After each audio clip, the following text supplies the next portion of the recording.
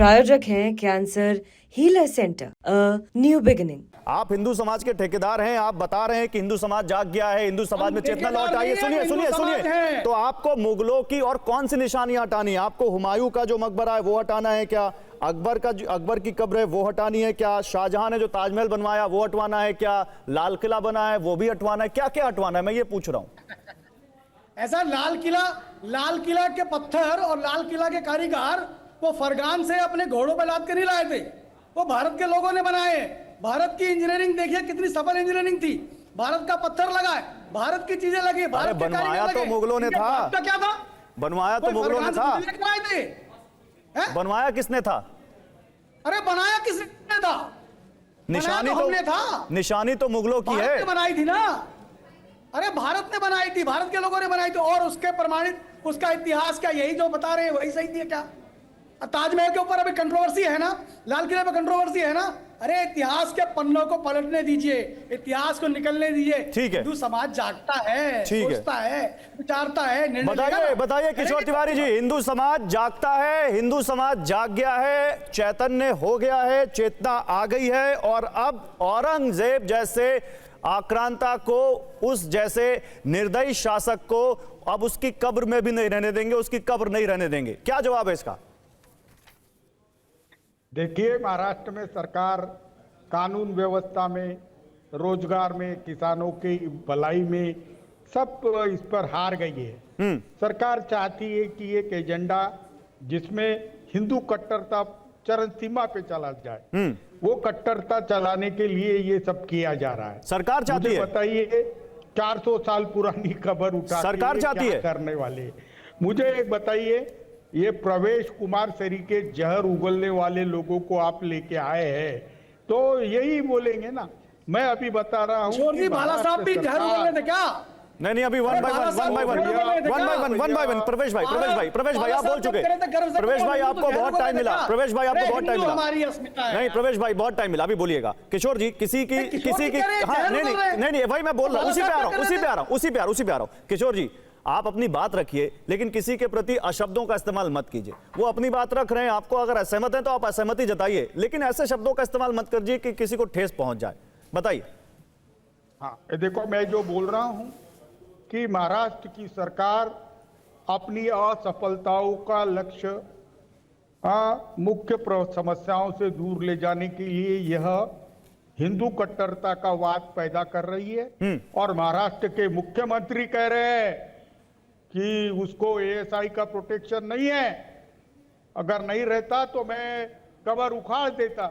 यहाँ पर प्रेम शुक्ला जी है, मैं उनको पूछता हूं क्या बीजेपी की केंद्र सरकार का यह एजेंडा है कि वो 400 साल पुरानी कब्र उखाड़ते हैं और कब्र ढूंढना चालू करते हैं? उनके आईटी सेल तरीका कब्र सेल वो खोलना चाहते हैं। ये क्या चल रहा है देश में सौदार्य के भावना से महाराष्ट्र में लोग यहाँ पर जिंदगी जीना चाहते हैं और प्रवेश कुमार सरीके लोग जहर उगलना चाहते हैं। नहीं आप फिर आगे पर्सनल, मैं कह रहा हूं पर्सनल मत होइए आप। प्रवेश कुमार सरीखे लोग ये क्या है? आप बोलिए, उनकी विचारधारा से आप सहमत नहीं है, आप किसी को इंडिविजुअली क्यों टारगेट कर रहे हैं? अच्छा ठीक है प्रवेश भाई, अभी नहीं, बहुत अच्छी डिबेट हो रही है। किशोर जी ने सरकार पे सारा ठीकरा फोड़ दिया है और हमारे साथ बीजेपी की तरफ से प्रेम शुक्ला है, वो जवाब देंगे। प्रेम जी देखिए क्या कह रहे हैं किशोर जी कि सरकार ध्यान भटकाने के लिए साजिश कर रही है, सरकार बेरोजगारी पे, और ये केवल किशोर तिवारी नहीं बोल रहे हैं, पूरा विपक्ष बोल रहा है कि सरकार बेरोजगारी पर ध्यान नहीं दे पा रही, सरकार दूसरे मुद्दों पर ध्यान नहीं दे रही, तो सरकार को ध्यान भटकाना है। देखिए औरंगजेब का विवाद खड़ा कर दिया। कृपा करके मुझे गौरव भाई बताइएगा, अबू आसिम आजमी जो औरंगजेब की आराधना जिसने प्रारंभ की, तो भारतीय जनता पार्टी का आदमी है। नहीं किशोर जी बोलने दीजिए उनको, बीच में मत बोलिए। किशोर जी बीच में मत बोलिए, अभी मत बोलिए। किशोर जी का संकट है, तू तड़ाक करने देने इनका चलेगा नहीं बिल्कुल नहीं, तू तड़ाक कोई नहीं करेगा। और किशोर जी बीच में मत बोलिए, बोलने दीजिए, अभी आपका मौका आएगा तो बोलिएगा। बोलिए प्रेम जी। आप मुझे बताइए कि अबू आसिम आजमी के साथ कंधे से कंधा मिला के उसके जो है मांडी से मांडी सटा के बात करेंगे उद्धव ठाकरे, उसका मातोश्री बुला के स्वागत करेंगे उद्धव ठाकरे, उसके सामने प्रत्याशी नहीं खड़ा करके समर्थन देंगे उद्धव ठाकरे, और वो बी टीम हमारी हो जाएगी जब औरंगजेब की आराधना करेगा। उसने औरंगजेब की आराधना की, ठीक है भाई। आज श्रीमान संजय राउत जो किशोर तिवारी जी के परम मित्र हैं, उन्होंने कहा कि शौर्य स्थल है औरंगजेब की कब्र, औरंगजेब की कब्र शौर्य स्थल है, तो फिर औरंगाबाद जिले का नाम बदलने की मांग स्वर्गीय बाला साहब ठाकरे ने क्यों की थी? बाला साहब ठाकरे की उस मांग को पूरा हालांकि देवेंद्र फडणवीस की सरकार ने की, और तब भी कांग्रेस के लोग, सपा के लोग यही कह रहे थे कि औरंगाबाद का नाम बदलकर छत्रपति संभाजी नगर करना इसलिए किए जा रहा है कि बेरोजगारी और जो है महंगाई की समस्या नहीं दूर हो रही है।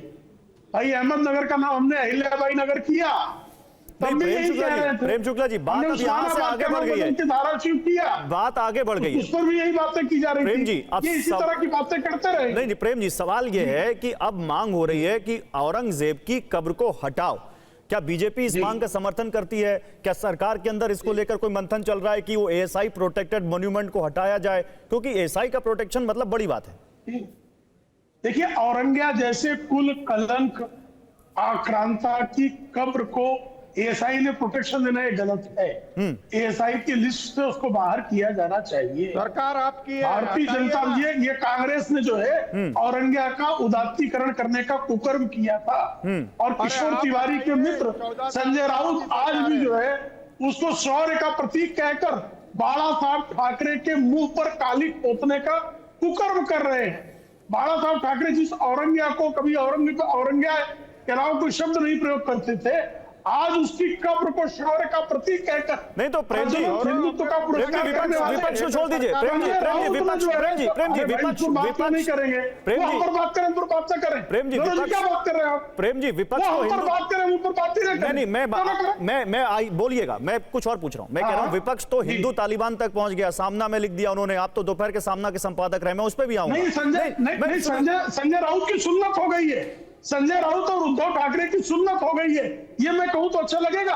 नहीं ये सब मत बोलिए, छोड़ दीजिए। मैं ये पूछ रहा हूं, मैं ये पूछ रहा हूं, मैं कुछ और पूछ रहा हूं। प्रेम जी आपने जो बोला बहुत बड़ी बात बोल दी है। प्रेम जी आपने हेडलाइन दे दी है, प्रेम जी TV9 भारतवर्ष पर आपने एक बड़ी हेडलाइन दी है, और मैं चाहता हूं कि आप उस पर और क्लैरिटी दें। आपने कहा कि एएसआई प्रोटेक्टेड मॉन्यूमेंट से औरंगजेब की कब्र को हटाना चाहिए।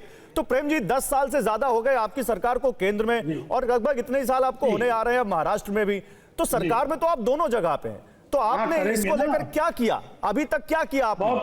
बहुत अच्छा प्रश्न है। इनकी सुन्नत हम तो बोलने दीजिए उनको, विनोद जी, किशोर जी बोलने दीजिए। सरकार में हम 99 से 2004 थे, और 2014 से हम 2019 थे। लेकिन राम मंदिर का निर्माण कब हुआ? 2024 में हुआ। हम सरकार में लंबे समय से अनुच्छेद 370 संशोधन कब हुआ? 2019 में हुआ। तो हम धीरे धीरे ये मुगलों की आराधना करने वाले कुकर्मियों के कुकर्मों से मुक्ति दिलाएंगे। एएसआई की लिस्ट में औरंगजेब की कब्र को किसने डाला? कांग्रेस की सरकार ने डाला। हमारे आदरणीय देवेंद्र फडणवीस जी जो महाराष्ट्र के मुख्यमंत्री हैं, उन्होंने स्पष्ट तौर पर कहा कि औरंगजेब की कब्र को एएसआई के लिस्ट में डालना ये गलत है। इसी कारण हम उस पर कोई कार्रवाई नहीं कर पा रहे। तो एएसआई के लिस्ट में उसको कैसे निकाला जा सकता है? इस पर कानूनी राय रखी जाएगी, और उसको एएसआई की लिस्ट से बाहर करके औरंगजेब के कलंक से महाराष्ट्र को मुक्त कराना, ये महाराष्ट्र की जनता के मन का फैसला है, और उस जनादेश का निश्चित तौर पर पालन होगा। चलिए, बहुत अच्छी बात है, बहुत अच्छी बात है, बहुत अच्छी बात है। आपने एक बड़ी क्लियर लाइन ली है, मैं इसकी तारीफ करता हूं, बहुत अच्छी बात है।